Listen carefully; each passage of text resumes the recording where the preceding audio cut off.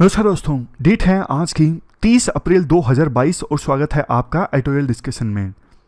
हिंदू में देखो आज एक भी आर्टिकल डिस्कस करने लायक नहीं है जो हमारे एग्जाम के लिए इंपॉर्टेंट हो, बट दूसरे न्यूज़पेपर से खास करके इंडियन एक्सप्रेस से हम 3 आर्टिकल डिस्कस करेंगे। सबसे पहला जो आर्टिकल है हमारा आज का अरुणाचल प्रदेश और असम के बीच बॉर्डर डिस्प्यूट से संबंधित है। दूसरा आर्टिकल भी इंडियन एक्सप्रेस का है, सेमीकोन डिप्लोमेसी से संबंधित। सेमीकोन डिप्लोमेसी मतलब सेमीकंडक्टर डिप्लोमेसी। और तीसरा आर्टिकल इस इश्यू से संबंधित, तो आर्टिकल हमने पहले भी डिस्कस किया था लेकिन अलग पर्सपेक्टिव से। तमिलनाडु सरकार ने तमिलनाडु स्टेट असेंबली से 2 बिल पास करवाए हैं जिनकी सहायता से पावर छीनी जा रही है गवर्नर से वाइस चांसलर को अपॉइंट करने की विभिन्न स्टेट यूनिवर्सिटीज में। तो पहले हमने फेडरलिज्म के पर्सपेक्टिव से यह आर्टिकल समझा था, आज थोड़ा अलग गहराई में जाते हैं। अलग अलग राज्यों में इस इशू को लेके क्या क्या नियम हैं, क्या क्या सिचुएशन है। चलिए डिस्कशन स्टार्ट करते हैं। First important article Arunachal Pradesh और असम के बीच बॉर्डर डिस्प्यूट से संबंधित है। आप जीएस पेपर 2 के इस टॉपिक से, इवन जीएस पेपर 2 में जो फेडरलिज्म का टॉपिक है ना, वहां से भी इस आर्टिकल को रिलेट कर सकते हो। और जीएस पेपर 3 में सिक्योरिटी से भी इस आर्टिकल को रिलेट किया जा सकता है। क्या कंटेस्ट है? कंटेस्ट देखो ये है, अरुणाचल प्रदेश और असम जिनके बीच में बॉर्डर डिस्प्यूट है, इन्होंने बॉर्डर डिस्प्यूट को सोल्व करने के लिए डिस्ट्रिक्ट लेवल की कमेटीज को गठित करने का निर्णय लिया है। हम देखो नॉर्थ ईस्ट में जो विभिन्न राज्यों के बीच में डिस्प्यूट है ना, उसकी एक बड़ी पिक्चर को समझते हैं, उसके बाद अरुणाचल प्रदेश और असम के बीच जो ये डिस्प्यूट है ना, इसकी तरफ आएंगे। देखो हमारे देश में अक्सर आपने देखा होगा, एक परिवार में, फैमिली में जब 2 भाई या फिर 2 भाई बहन आपस में अलग होते हैं ना, बड़े हो जाते हैं, शादी हो जाती है, जब अलग होते हैं तो प्रॉपर्टी का बंटवारा होता है। और प्रॉपर्टी का जब बंटवारा होता है, बहुत बार प्रॉपर्टी को लेकर डिस्प्यूट भी पैदा हो जाता है। भाइयों के बीच कायदे से होना भाई बहनों के बीच भी चाहिए, लेकिन थैंक्स टू पैट्रियार्की भाइयों के बीच अक्सर ऐसा डिस्प्यूट देखने को मिलता है। उसी प्रकार से 2 राज्य जब आपस में डिवाइड होते हैं, बहुत बार इनके बीच में ना डिस्प्यूट रह जाता है कि ये एरिया हमारे पास होना चाहिए, ये एरिया हमारे पास होना चाहिए। और हमारे देश में तो ब्रिटिशर्स ने जहां 200 साल तक देश पर राज किया, उन्होंने अपनी सुविधा के हिसाब से विभिन्न बाउंड्रीज को ड्रा किया। लेकिन आज़ादी के बाद कई सारे राज्य ऐसे हैं, ट्राइब्स ऐसी हैं जो ब्रिटिशर्स द्वारा गठित की गई बाउंड्रीज को मानने के लिए तैयार नहीं हैं। उनको लगता है वो तो देखो ब्रिटिशर्स तो कॉलोनियल पावर थे, उन्होंने जो कर दिया वो कर दिया, लेकिन ये एरिया अभी तो हमारे पास में आना चाहिए ना। और सबसे ज्यादा जो डिस्प्यूट है ना नॉर्थ ईस्ट में, वो असम और बाकी राज्यों के बीच में है। उसका रीजन भी है क्योंकि ज्यादातर ये जो राज्य निकले हैं ना, ये असम से ही निकले हैं। जैसे नागालैंड अलग से राज्य बना 1963 में, मेघालय पहले एक ऑटोनोमस स्टेट बना था 1970 में, और उसके बाद फुल फ्लैज स्टेट बन गया 1972 में। अरुणाचल प्रदेश और मिजोरम ये असम से अलग हो गए थे, यूनियन टेरिटरीज बन गए शुरू में 1972 में, और बाद में इनको स्टेट भी बना दिया गया था। लेकिन दिक्कत वही है, नए जो ये स्टेट बने ना, ये कॉन्स्टिट्यूशनल बाउंड्री को मानने के लिए तैयार नहीं हैं। इसी वजह से असम एक तरफ और दूसरी तरफ वो राज्य जो असम से अलग हुए हैं, इनके बीच में बॉर्डर डिस्प्यूट देखने को मिलता है, बाउंड्री को लेके विवाद देखने को मिलता है। कुछ समय पहले हमने न्यूज डिस्कस की थी कि असम और मेघालय ने कुछ लोकेशंस पर बॉर्डर विवाद को सुलझा लिया है। और बात देखो ऐसे नहीं है कि सिर्फ ये विवाद नॉर्थ ईस्ट में देखने को मिलते हैं। आप नॉर्थ इंडिया के राज्यों को देख लीजिए, हरियाणा, पंजाब, आप साउथ इंडिया के राज्यों को देख लीजिए, कर्नाटक और महाराष्ट्र के बीच में बॉर्डर डिस्प्यूट है। तो ये तो देखो फेडरलिज्म का पार्ट है। अब हम बात करते हैं इस स्पेसिफिक डिस्प्यूट की, असम और अरुणाचल प्रदेश के बीच में। देखो जब ब्रिटिशर्स हमारे देश में राज कर रहे थे ना, तो ये पूरा अरुणाचल प्रदेश असम का पार्ट हुआ करता था। पॉइंट समझ गए ना? जब ब्रिटिशर्स रूल कर रहे थे तो बीच में ये बाउंड्री नहीं हुआ करती थी, लेकिन इस पूरे एरिया में ऊपर वाले में पहाड़ हुआ करते थे, घने जंगल हुआ करते थे, और नीचे वाला जो एरिया है जो आज का असम है, मेनली ये प्लेन एरिया था। और ब्रिटिशर्स तो आपको पता है घनघोर लालची हुआ करते थे, तो वो एक सिस्टम लेके आए, inner line permit system. Mainly उन एरियाज के लिए था जहां पे माउंटेन्स हैं, हिल्स हैं, फॉरेस्ट हैं। ब्रिटिशर्स चाहते थे कि इन एरियाज को वो एक्सप्लॉइट कर सकें, बाहर के लोग ना आ सकें, पहाड़ी एरियाज में, जंगलों में रिसोर्सेज को एक्सप्लॉइट करने के लिए। इसी वजह से वो इनर लाइन परमिट सिस्टम लेकर आए थे 1873 में। इनर लाइन परमिट सिस्टम जहां जहां पर है वहां पे जाने के लिए आपको ये परमिट लेना पड़ता है। जैसे मिजोरम में अभी भी लागू है।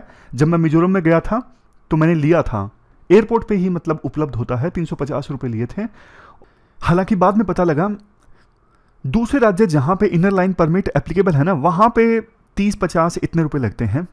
खैर, पॉइंट समझ गए ना। पॉइंट ये है, ये असम का पार्ट हुआ करता था अरुणाचल प्रदेश, लेकिन यहां पे हिली एरिया थे, तो यहां पे जाने के लिए इनर लाइन परमिट लागू कर दिया ब्रिटिशर्स ने 1873 में। और उसके बाद ऊपर वाले एरियाज का बकायदा नाम भी रख दिया गया। नाम रखा गया नॉर्थ ईस्ट फ्रंटियर ट्रैक्ट्स। 1915 में ऊपर वाले एरिया का नाम रख दिया गया था।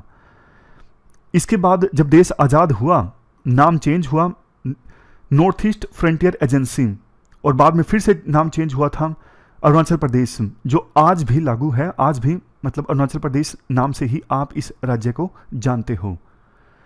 देखो, जब देश आज़ाद हुआ था ना, उस समय असम सरकार के द्वारा, असम स्टेट गवर्नमेंट के द्वारा एक कमेटी गठित की गई थी 1951 में। और उस कमेटी की रिपोर्ट के आधार पर 1954 में नेफा मतलब आज का Arunachal Pradesh, north east frontier agency का कुछ एरिया दे दिया गया असम को। समझ रहे हो? मतलब फिर से बोलता हूं, 1951 में असम सरकार ने एक कमेटी गठित की थी और उस कमेटी की रिपोर्ट के आधार पर नेफा का कुछ एरिया दे दिया गया था असम को। तो आज अरुणाचल प्रदेश की यही शिकायत है, क्योंकि उस समय का नेफा आज का अरुणाचल प्रदेश है ना। तो आज अरुणाचल प्रदेश का यह कहना है 1954 में जो एरिया दिया गया था नेफा से असम को, वो गलत है, क्योंकि लोकल ट्राइबल लोगों से आपने कंसल्ट ही नहीं किया था। उस लैंड पर उनके कस्टमरी राइट्स थे परंपरागत रूप से, लेकिन वो एरिया दे दिया गया असम को। जब अरुणाचल प्रदेश अपना स्थापना दिवस बनाता है ना, तो वो लोग अपना स्थापना दिवस तक नहीं बना सकते, क्योंकि वो असम में आता है आज के समय में। असम की सरकार का तर्क ये है, देखो उस समय 1954 में जो ट्रांसफर हुआ था ना लैंड का, वो कॉन्स्टिट्यूशनल है और लीगल है। ऐसा नहीं है कि इन दोनों राज्यों के बीच में विवाद को सुलझाने के लिए प्रयास नहीं हुए 1971 में भी हुए, 1974 में भी हुए। 3 पक्षीय एक कमेटी गठित की गई थी उस समय 1979 में, जिसमें 3 पक्ष थे, सेंट्रल गवर्नमेंट और 2 राज्य, ये अरुणाचल प्रदेश और असम, ताकि सर्वे ऑफ इंडिया मैप के आधार पर बॉर्डर को डिलिनिएट किया जा सके। देखो, ब्रह्मपुत्र रिवर से ऊपर जो 489 किलोमीटर का बॉर्डर है ना, उसे तो डिमार्केट कर लिया गया था 1984 तक, लेकिन ये अरुणाचल प्रदेश ने इसे एक्सेप्ट नहीं किया रिकमेंडेशन को। इस जो 3 पक्षीय कमेटी थी ना, इस कमेटी की रिकमेंडेशन को एक्सेप्ट नहीं किया गया अरुणाचल प्रदेश के द्वारा। और जो एरिया दिया गया था असम को 1951 की कमेटी की रिपोर्ट के आधार पर, ज़्यादातर एरिया पर क्लेम किया जाता है अरुणाचल प्रदेश का। अरुणाचल प्रदेश कहता है कि वो एरिया सारा हमारा है, आप हमें ही दीजिए, हम कॉम्प्रोमाइज़ नहीं करेंगे। इसके बाद असम सुप्रीम कोर्ट में पहुंच गया 1989 में, और आरोप लगाया अरुणाचल प्रदेश के कि अरुणाचल प्रदेश इंक्रोचमेंट कर रहा है। तो सुप्रीम कोर्ट ने भी 2006 में एक लोकल बाउंड्री कमीशन का गठन किया, जिसको लीड कर रहे थे रिटायर्ड जज। 2014 में इस लोकल बाउंड्री कमीशन ने अपनी रिपोर्ट दी। कमीशन ने यह रिकमेंड किया कि 1951 में, 51 और 54 में आप कंफ्यूज मत होइएगा, क्योंकि कमेटी 1951 में गठित की गई थी। तो इस लोकल बाउंड्री कमीशन जो सुप्रीम कोर्ट के द्वारा गठित किया गया था, इस कमीशन ने अपनी रिपोर्ट में कहा कि असम कुछ एरिया जो 1951 में असम को मिला था ना, वो वापस दे अरुणाचल प्रदेश को।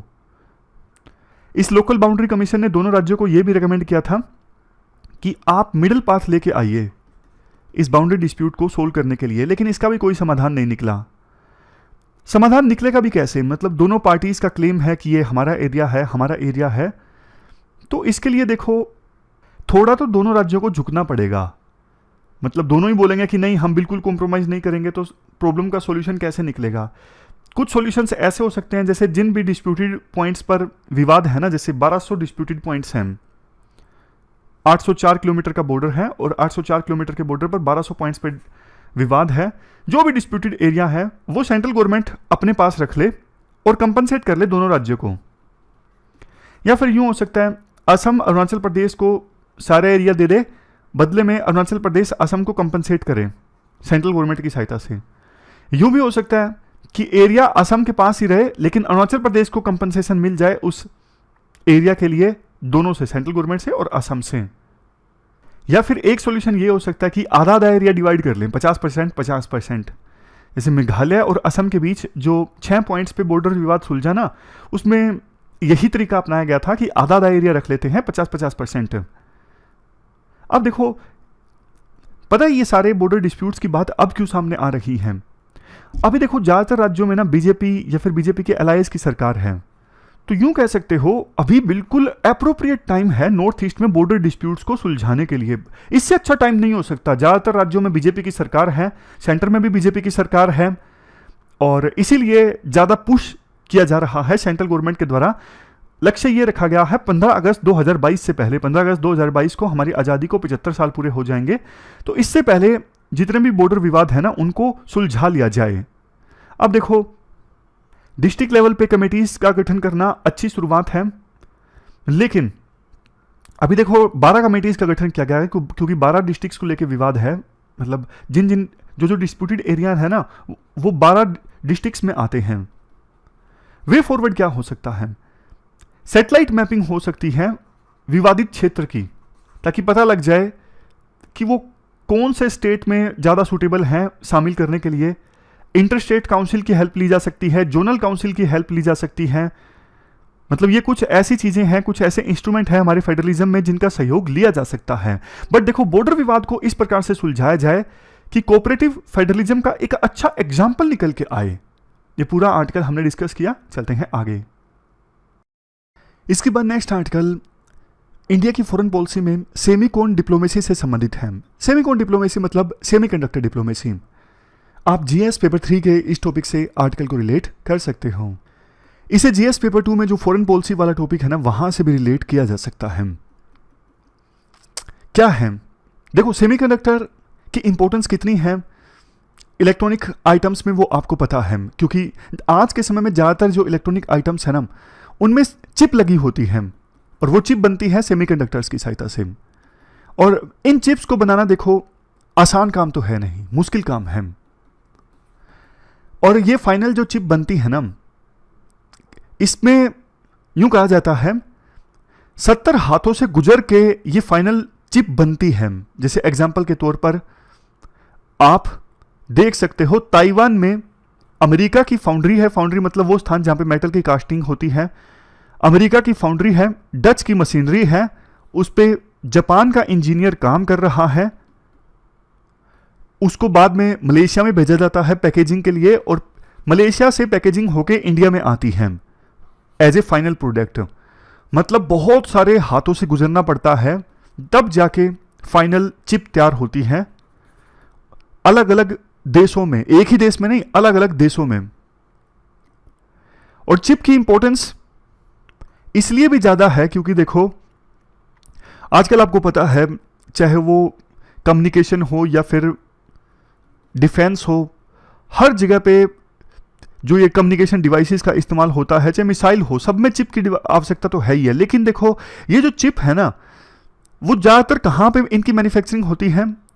जो लेटेस्ट क्वालिटी की चिप्स हैं उनकी ज़्यादातर मैन्युफैक्चरिंग तो ताइवान और साउथ कोरिया में होती है, और 92% तो ताइवान में, जो लेटेस्ट और काफ़ी अच्छी क्वालिटी की चिप्स हैं। वैसे ओवरऑल देखें तो पूरे वर्ल्ड में सेमीकंडक्टर मैन्युफैक्चरिंग कैपेसिटी जो है वो 75% तो ईस्ट एशिया, चाइना, यहां पर कॉन्सेंट्रेटेड है। लेकिन देखो चैलेंजेस भी हैं। मतलब एक ही जगह पे सेमीकंडक्टर्स की मैन्युफैक्चरिंग अगर सीमित होगी तो बाकी देश तो वल्नरेबल हो गए ना, बाकी देश तो इस पूरे रीजन पे डिपेंड हो गए। अब चाइना पे डिपेंडेंसी कोई नहीं चाहता है। कोविड-19 के दौरान देख लिया कि चाइना तो एज ए वेपन के तौर पे इस्तेमाल करता है। जैसे ऑस्ट्रेलिया बहुत प्रोडक्ट्स एक्सपोर्ट करता था चाइना को, चाइना ने कह दिया कि नहीं हम आपका माल नहीं लेंगे, यानी चाइना ट्रेड को एक हथियार के तौर पे इस्तेमाल करता है। तो इसी वजह से इंडिया के पास अब एक मौका है कि इंडिया अपने देश में सेमीकंडक्टर्स और चिप्स की मैन्युफैक्चरिंग को बूस्ट करे। हालांकि देखो सरकार ने स्टेप्स लिए हैं, हमने एक आर्टिकल भी डिस्कस किया था, आप सर्च मार के देखिएगा यूट्यूब में ओनली आईएएस सेमीकंडक्टर करके, सरकार ने स्टेप्स लिए हैं, इस आर्टिकल में भी बाद में आएंगे। मौका देखो इसलिए भी अच्छा है, जैसे अभी यूक्रेन वार चल रहा है, यूक्रेन वार के कारण अब सेमीकंडक्टर्स की मैन्युफैक्चरिंग डिसरप्ट हुई है, क्योंकि यूक्रेन और रशिया से कुछ रॉ मटेरियल आता होगा जिसको स्पेसिफाई नहीं किया गया है आर्टिकल में, लेकिन इस वार के कारण सेमीकंडक्टर्स की जो सप्लाई चेन है वो डिसरप्ट हुई है। और देखो जब कोविड-19 आया ना 2021 में, आया 2020 में था, लेकिन 2021 में ऑटोमेकर्स जो व्हीकल्स बनाते हैं इनको ना $110 बिलियन का नुकसान हो गया चिप्स की शॉर्टेजेस की वजह से।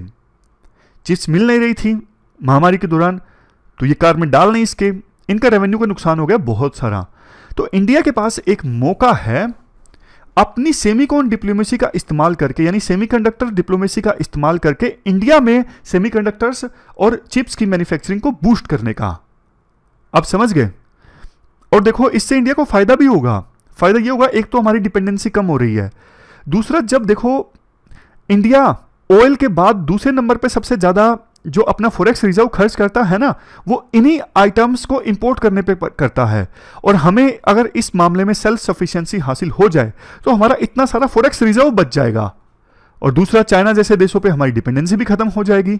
हालांकि ताइवान वगैरह पे ज्यादा है और ताइवान के साथ हमारे रिश्ते ठीक ठाक हैं। तो अब बात करते हैं सेमीकॉन डिप्लोमेसी की। सेमीकॉन डिप्लोमेसी जैसे देखो क्वाड है, इंडिया क्वाड का मेंबर है। सेमीकंडक्टर की मैन्युफैक्चरिंग में जिन रॉ मटेरियल की आवश्यकता है ना, वो ज्यादा मिलते हैं ऑस्ट्रेलिया में। यूएस और जापान, इनके पास कैपेसिटी बिल्डिंग है, यानी लेटेस्ट टेक्नोलॉजी है। तो इंडिया इनके साथ मिल के, मतलब अपनी जो इनके साथ फ्रेंडशिप है ना, उसका फायदा उठा के जिन चीजों की आवश्यकता है वो ले सकता है। दूसरा, अभी देखो ज्यादातर जो सेमीकंडक्टर की मैन्युफैक्चरिंग होती है कहां पे होती है? ईस्ट एशिया में। तो इंडिया अपनी ना एक्ट ईस्ट पॉलिसी का सहारा ले सकता है ईस्ट एशिया से टेक्नोलॉजी ट्रांसफर करने के लिए, या फिर जो भी रॉ मटेरियल है उसको इंपोर्ट करने के लिए। और इसके लिए जो फोरम्स है ना, जैसे देखो इंडिया का आसियान के साथ समिट होता है, ईस्ट एशिया समिट है, आसियान रीजनल फोरम की मीटिंग है। तो ये जब भी समिट्स या मीटिंग्स ऑर्गेनाइज होती है ना, उस दौरान इंडिया इस इश्यू पर इनके साथ ज्यादा कोऑपरेट कर सकता है। मतलब मौके इंडिया को मिलते हैं कि इस इशू पर वो ज्यादा अपने संबंध मजबूत कर सके इनके साथ, खास करके आसियान के साथ। नेक्स्ट पॉइंट, इंडिया देखो अगर चिप्स के मामले में सेल्फ सफिशिएंसी हासिल करता है तो हमारे पड़ोसी देशों को भी फायदा होगा इस पूरे रीजन में, साउथ एशिया में जो दूसरे देश हैं। वैसे भी प्रधानमंत्री मोदी बार बार आत्मनिर्भर भारत की बात करते हैं। स्पेशल कैंपेन भी सरकार ने लॉन्च किया था आत्मनिर्भर भारत का। और प्रधानमंत्री मोदी का एक कोट आप आंसर राइटिंग में इस्तेमाल कर सकते हो। प्रधानमंत्री मोदी ने कहा था, आत्मनिर्भर भारत ये चॉइस नहीं है, this is the only option we are left with. मतलब ये अब हमारे ऊपर है, हमें ये करना ही है, ये चॉइस नहीं है कि करें या ना करें, हमें करना ही पड़ेगा, सेल्फ सफिशिएंसी हासिल करने ही पड़ेगी कुछ क्रिटिकल आइटम्स में खास करके। और उन्हीं में से एक है ये सेमीकंडक्टर और चिप्स। तो ये पूरा आर्टिकल हमने डिस्कस किया सेमीकॉन डिप्लोमेसी से संबंधित। अब चलते हैं आगे। इसके बाद नेक्स्ट जो आर्टिकल है वो वाइस चांसलर्स के मुद्दे पर स्टेट्स वर्सेस सेंटर से संबंधित हैं। आप जीएस पेपर 2 के इस टॉपिक से आर्टिकल को रिलेट कर सकते हो। देखो कंटेक्स्ट तो आपको पता है, हमने डिस्कस किया था फेडरलिज्म का पूरा इशू। जब हमने डिस्कस किया था ना, तो ये डिस्कस किया था किस प्रकार से तमिलनाडु की सरकार 2 बिल लेकर आई है, पास करवा लिए हैं, जिसमें प्रोविजन ये किया गया है कि तमिलनाडु की स्टेट यूनिवर्सिटीज में अब वाइस चांसलर को अपॉइंट किया जाएगा स्टेट गवर्नमेंट के द्वारा। पहले अपॉइंट किया जाता था चांसलर के द्वारा, जो कि होते हैं गवर्नर। पहले तो देखो अलग अलग राज्यों में क्या सिचुएशन है वो डिस्कस की जाती है। तमिलनाडु के बिल की बात करें पर्टिकुलरली, तमिलनाडु के जो बिल अभी अमेंडमेंट करवाया है ना तमिलनाडु ने, उसमें तो उन्होंने ये भी बोल दिया है कि इवन वीसी को हटाने की भी जो पावर है ना वो गवर्नमेंट के पास ही होगी, ना कि गवर्नर के पास, जो कि चांसलर होते हैं विभिन्न यूनिवर्सिटीज के, स्टेट यूनिवर्सिटीज के और सेंट्रल यूनिवर्सिटीज के, दोनों के। लेकिन हटाया तब जाएगा जब या तो हाईकोर्ट के जज एक इंक्वायरी करें, या फिर ब्यूरोक्रेट जो कम से कम चीफ सेक्रेटरी की पोस्ट पर रह चुके हैं वो इंक्वायरी करें और वो अपनी रिपोर्ट में कहते हैं हटा दिया जाए वाइस चांसलर को, तभी गवर्नमेंट जाके हटाएगी। खैर ये तो हमने बात की तमिलनाडु की। क्या तमिलनाडु पहला ऐसा राज्य है जिसने गवर्नर से पावर छीनी है वाइस चांसलर्स को अपॉइंट करने की? इसका आंसर है नो। पहले तो हम ये बात करते हैं गवर्नर के पास ये पावर आई कहां से। देखो, गवर्नर के पास ये पावर आती है यूजीसी एक्ट 1956 से। ये देखो, यूजीसी एक्ट 1956 में के तहत गाइडलाइंस जारी की गई थी। ये देखो, यूजीसी रेगुलेशन 2018, यूजीसी रेगुलेशन 2018 कहां से निकल के आते हैं? यूजीसी एक्ट 1956 से। तो इन रेगुलेशन में ये कहा गया था विजिटर चांसलर, विजिटर कहें या फिर चांसलर कहें, दोनों गवर्नर ही होते हैं। ये जो हैं ये वाइस चांसलर को अपॉइंट करेंगे on the basis of names recommended by search come selection committee. क्या मतलब हुआ? यानी कि सर्च कम सिलेक्शन कमेटी नाम रिकमेंड करेगी चांसलर को या फिर विजिटर को, और चांसलर या फिर विजिटर होता कौन है? गवर्नर। तो इफेक्टिवली पावर किसके पास है? गवर्नर के पास, कि गवर्नर को सर्च कम सिलेक्शन कमेटी के रिकमेंडेशंस के आधार पर वाइस चांसलर को अपॉइंट करना होता है। लेकिन अब आपको पता है जहां जहां पे अपोजिशन रूल्ड गवर्नमेंट्स है ना, वो गवर्नर से टकराती रहती हैं। इसी वजह से 2021 दिसंबर में महाराष्ट्र असेंबली ने एक बिल पास किया। बिल में कहा गया कि महाराष्ट्र सरकार गवर्नर को 2 नाम देगी और उन्हीं दोनों में से एक को गवर्नर को चूज करना होगा यूनिवर्सिटी में, स्टेट यूनिवर्सिटी में वाइस चांसलर को अपॉइंट करने के लिए। अभी बिल पास नहीं हुआ है पूरी तरह से, यानी गवर्नर ने असेंट नहीं दी है, लेकिन ये हो जाता है तो फिर स्टेट गवर्नमेंट के पास पावर आ जाएगी। स्टेट गवर्नमेंट गवर्नर को 2 नाम देगी, दोनों में से एक को चूज करना पड़ेगा गवर्नर को। इसके बाद है वेस्ट बंगाल। वेस्ट बंगाल ने तो 2019 में गवर्नर से पावर छीन ली थी स्टेट यूनिवर्सिटीज में वाइस चांसलर्स को अपॉइंट करने की, और स्टेट गवर्नमेंट ने यह भी हिंट दिया है कि हम तो गवर्नर को चांसलर की पोस्ट से भी हटा देंगे। बाय डिफॉल्ट अभी यूनिवर्सिटीज में जो चांसलर होते हैं वो गवर्नर होते हैं, लेकिन वेस्ट बंगाल सरकार ने हिंट दिया है हम ये खत्म कर देंगे।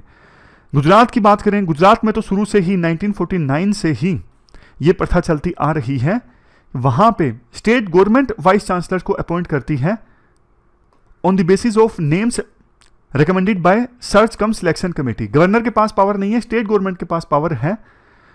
लेकिन सुप्रीम कोर्ट ने ना पिछले महीने गुजरात एसपी यूनिवर्सिटी के वाइस चांसलर के पद पर जिसको अपॉइंट किया गया था ना, उस नियुक्ति को रद्द कर दिया। स्टेट गवर्नमेंट ने नियुक्ति की थी गुजरात एसपी यूनिवर्सिटी के वाइस चांसलर की पोस्ट पर, तो सुप्रीम कोर्ट ने ना इसे रद्द कर दिया।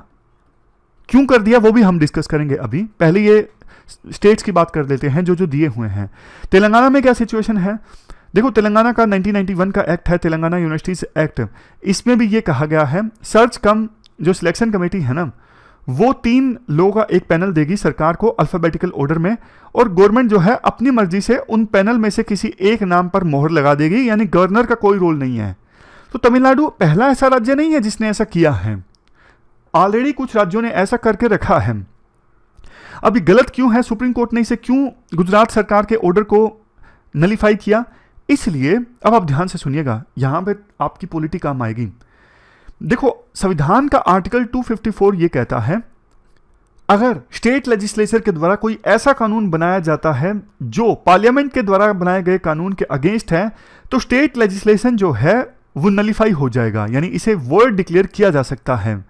और सिंपल भाषा में बोलूं, अगर टकराव होता है ना पार्लियामेंट और स्टेट असेंबली के द्वारा बनाए गए कानूनों के बीच में, तो पार्लियामेंट के द्वारा जो कानून बनाया गया है ना वो भारी पड़ेगा, और स्टेट असेंबली के द्वारा जो कानून बनाया गया है वो रास्ते से हट जाएगा, नलीफाई हो जाएगा। वैसे एजुकेशन जो है ये कॉन्करेंट लिस्ट में आता है, दोनों इस पर कानून बना सकते हैं, लेकिन वैसे यूनियन लिस्ट की 66 एंट्री जो है वो पावर देती है सेंट्रल गवर्नमेंट को कि वो पार्लियामेंट के थ्रू कानून बनवा सकती है किन इश्यूज पर? Coordination and determination of standards in institutions for higher education, यानी हायर एजुकेशन के जो इंस्टीट्यूशंस है ना उनको लेके कोऑर्डिनेशन करना हो, स्टैंडर्ड्स डिटरमाइन करने हो, तो उसके लिए वो कानून बनवा सकती है पार्लियामेंट के थ्रू। तो अब मुद्दे की बात देखो ये है, एक तरफ पार्लियामेंट का है यूजीसी एक्ट, दूसरी तरफ अलग अलग स्टेट असेंबलीज अपना अपना कानून बनाते जा रही हैं कि स्टेट यूनिवर्सिटीज में कौन वाइस चांसलर को अपॉइंट करेगा। तो जाहिर तौर पर संविधान के अनुसार तो यूजीसी का जो एक्ट है वो भारी पड़ना चाहिए।